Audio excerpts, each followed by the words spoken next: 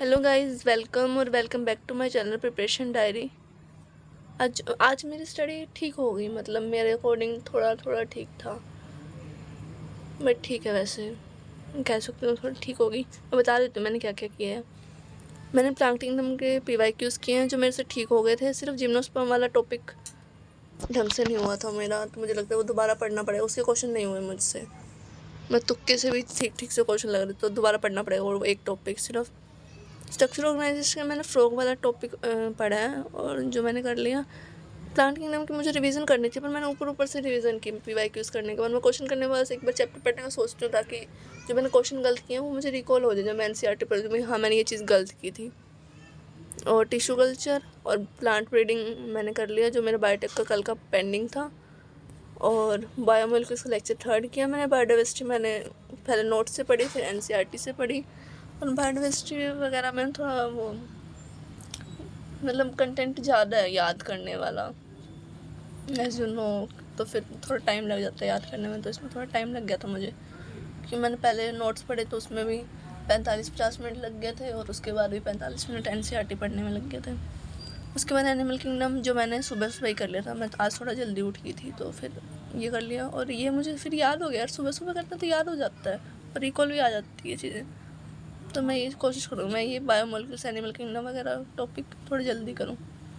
Breathing और exercise की मैंने तपस्या सीरीज़ की, जो मेरी ठीक हो गई।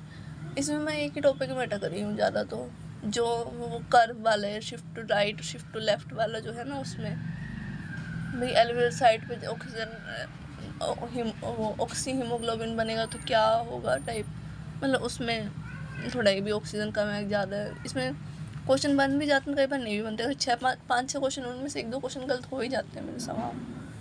और मैंने DPP की स्ट्रक्चर ऑर्गेनाइजेशन टिश्यू की, कि मैंने कल टिश्यू वाला टॉपिक पढ़ा था ना, उसकी DPP की मैंने। और इस DPP में मैं एक ही गलती करी थी, इनवॉलेंट्री को और वॉलेंट्री को ना, मतलब एक ही मतलब क्या बोल रही हूँ मैं, इनवॉलेंट्री को वॉलेंट्री समझ रही और वॉलेंट्री को इनवॉलेंट्री समझ रही। और जब मैं वैसे जब क्वेश्चन सोल्व करी तब तो मैं सही समझ रही बिल्कुल, जो भी मतलब पढ़ रही हूँ या फिर माइंड में आ रहा है। पर जब मैं आंसर टिक कर रही हूँ ना, तो फिर मैं वॉलेंट्री को इनवॉलेंट्री कर देती और इनवॉलेंट्री को वॉलेंट्री कर देती। मतलब ऐसा कुछ, मतलब गलती हो रही थी, सिली मिस्टेक। हालांकि कई क्वेश्चन ऐसे हैं जो मैं पढ़ सही रही हूँ और माइंड में आंसर भी सही कर रही हूँ, बट जब टिक कर रही हूँ तो गलत कर देती हूँ। पता नहीं मेरे साथ ही ऐसा होता है, सबके साथ ही होता है।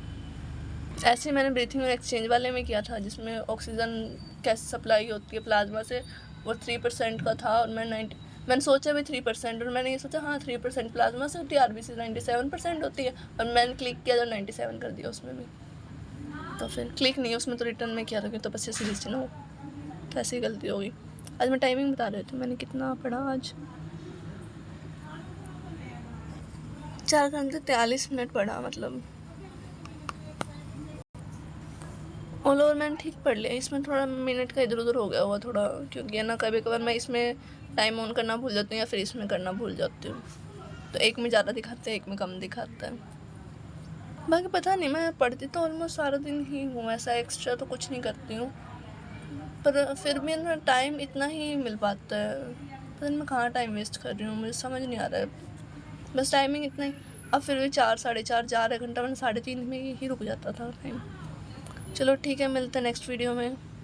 बाकी 2 दिन से सही चल रहा है, तो मैं थोड़ा ठीक हूँ, मतलब खुश हूँ इस बात से कि 4-4:30 जा रहा है। मैं जल्दी टाइम बढ़ाने की कोशिश करूँगी, 7-8 घंटे तो एटलीस्ट पढ़ूँ, जब जाके थोड़ा ठीक होगा।